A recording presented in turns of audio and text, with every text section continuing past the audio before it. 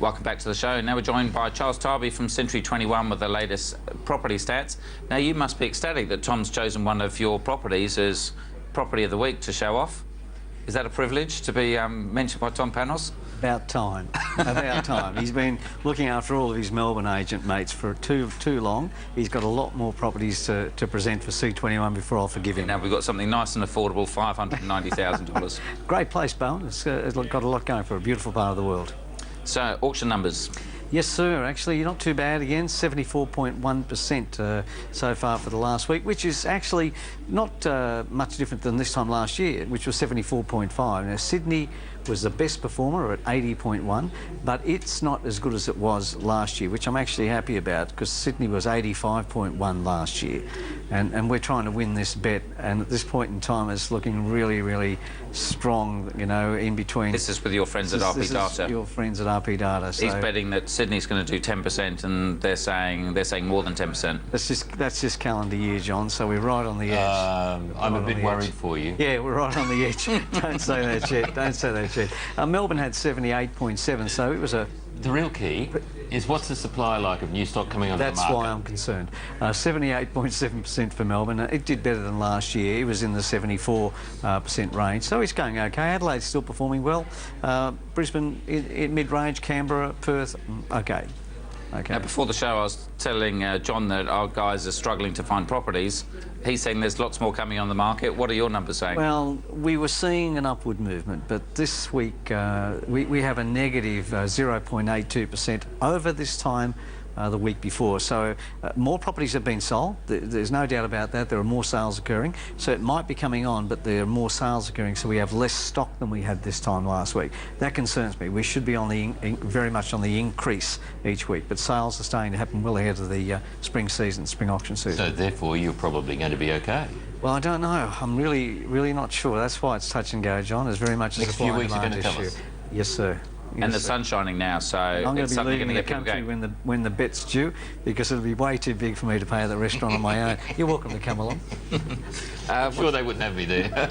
What's happening with the rents? They're actually still steady, Chris. Really, not a lot of change, and it's been like that for a very, very long time. As I mentioned, I've been keeping the charts for a lot of years, and I started them at zero a couple of years back, and they've been sitting now in this range of 12.11% for Sydney, 8.05 for Melbourne, and in Perth 18.58 with an average of 12.9. So it's in that 11s and 12s for many, many months now. So it really is not a lot of movement upward for landlords, which is good news for tenants. And how about them with the tenants with the vacancy rates? Well, that actually hasn't changed a lot except for Perth. Now, Sydney is the best performer in this last week. On my data this morning, it's 2.62%. Melbourne at 3.32%, but Perth hit 6.55% in vacancy rates. And it's been moving around a lot, and that gave us an average of 4.16%. So it's broken the 4 again for this last week.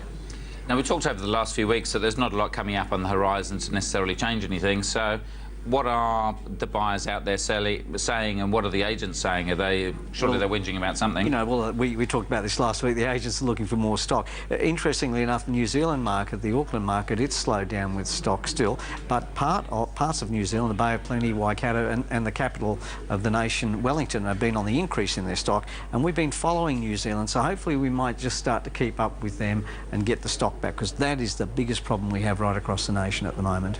Now, in our dilemma, we were talking about a guy, Rami from Sydney, who had bought a property. The market's grown, and he's panicking that it's gone kind of too far. Go backwards. What are your thoughts on the next few years? Because quite often an upswing, they're like 2 to 4 years, aren't they? So people panicking within a year.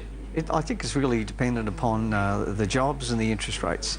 When interest rates start moving too crazy, we're in trouble. Now, if you remember going back in the 70s and 80s, the government really didn't control interest rates very well in those days. Things have changed. So I don't see a major problem. I think if people just look for steady growth over the next few years, they're going to get it. Can I just simply say the investors are predominantly driving the market? Yes. And interest rate movements don't worry them so much because of tax deductions. So 1% means that they've only got a 50 basis point increase. A brave politician who wants to introduce a reversal of negative gearing, a brave politician. That will never happen. There'll be a very, very brave politician. Very brave. Right, Charles Tarbey from Century 21, John Edwards from Resurrex, thanks for joining us. Thanks for joining us as well at home, and we'll see you next week. Until then, I'm Chris Gray. Good night. The information featured in this program is general in nature, and there